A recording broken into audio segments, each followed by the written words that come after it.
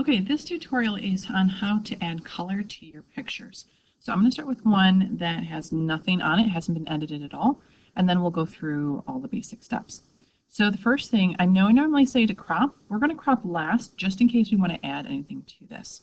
So we're going to start with bubbles, and we're not going to go with the white in this one because we want to get rid of some of the lights.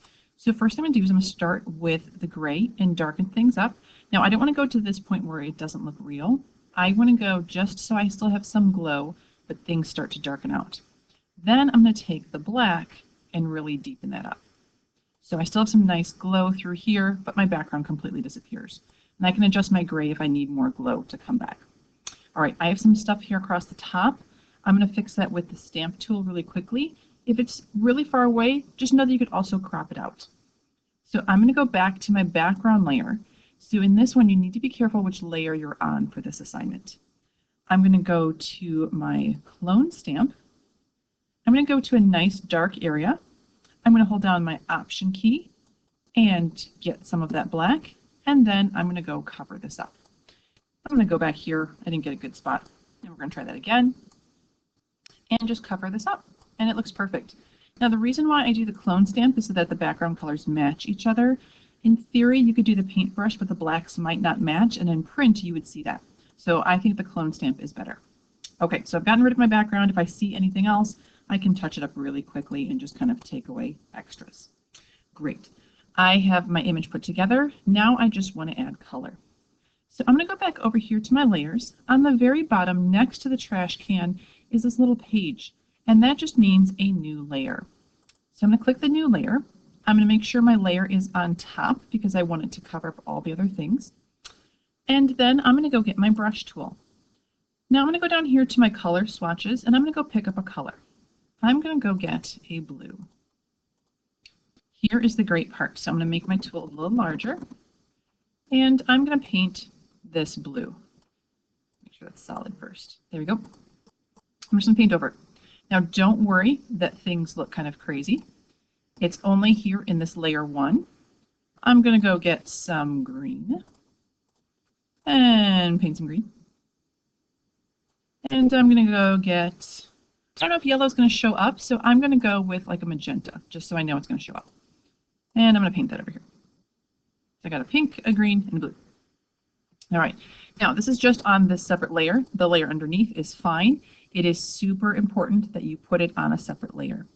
Now I'm going to go to something called layer modes. Over here, my layer modes, I'm on a normal mode. So I'm going to go down to color, and you're going to see it's going to start to color this image in. And it looks like your lights are colored. Now there's lots of different ones that you can do. I can go undarken, and as I scroll through, I'm going to see lots of different options. Some of them look terrible, like this, and some of them are going to be better. Some feel like lights and some don't. So really it's going to be up to you to find the one that works. Find the one that makes it look the best, that looks like it's like the lights are that colored. This one is subtract, so it's showing you the opposite color, which is kind of cool. So as I go through, I tend to like, which one do I like?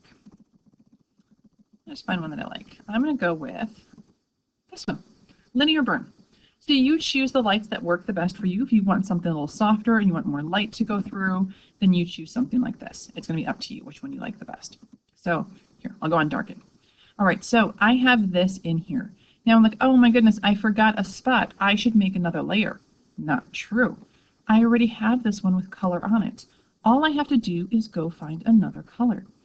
I can now, let's go try that yellow, see if yellow actually works.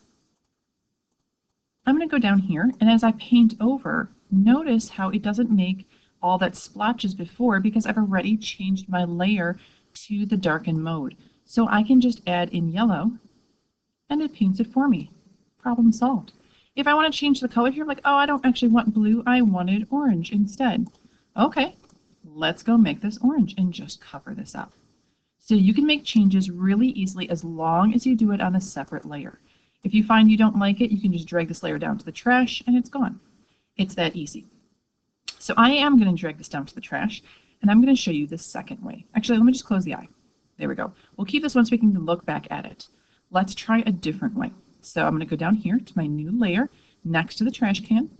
I make a brand new layer, and this time I'm going to go to gradients.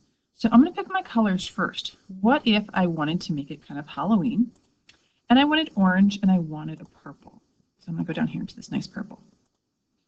All right, I got two kinds of colors there. I got a pumpkin and I got something purple, magical. And now I'm going to go to my gradient tool. And you're going to see it's going to put in here the two colors that I chose. So let's say I change this orange to a yellow instead. I'm going to go up here and I have that purple and yellow. So up here you have more options. So I'm going to go back to my orange into the purple, but I have all of these options in there. You can always make new ones. And I'm going to choose this first one. The middle one is a radial, so it means it's a circle, but I'm going to choose side to side. I go down to my picture. Remember, I'm on layer 2. I drag straight across, and I get this really awesome gradient. Now you're not going to see it in your picture until you change that mode. I go in here, I liked darken before, and now I have that in there. Now when you're on gradients, you might find you don't like the same mode as you had before. Feel free to scroll through and see what you like better. Okay, on this one, I like multiply. Let's try a different gradient. I don't have to delete that layer. I could just do a gradient over it. Let me try this one. I'm going to drag that across. And that's what it looks like. If I didn't like how far it went, I could start shorter since my design is only here to here. Let's do a short design. There we go. So this is a really great way to get lots of colors. If you want to change something individually, I could stay on this layer. I could say take my paintbrush. I want all of this to be yellow, and I paint all of this yellow because everything is on that separate layer. You can really mix things up, and that's the really awesome thing about keeping things on separate layers. Okay, I'm done with my idea. I'm going to now go to the crop tool. I'm going to switch this. I am going to my 4x6.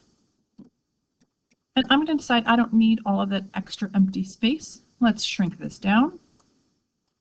Move this over. You decide how much space it needs. I like this one. Maybe just a little bit more space. It doesn't quite feel so tight. That looks great. And now this one is done. I have all of these layers. I'm going to save it to my ID first. Then I'm going to right click. I'm going to flatten. And I'm going to save this to the Dropbox. Please remember to save it with the layers, with these layers, into your ID first. In case something's wrong, in case you want to change the mode after it goes to print, keep your PSD. All right, good luck.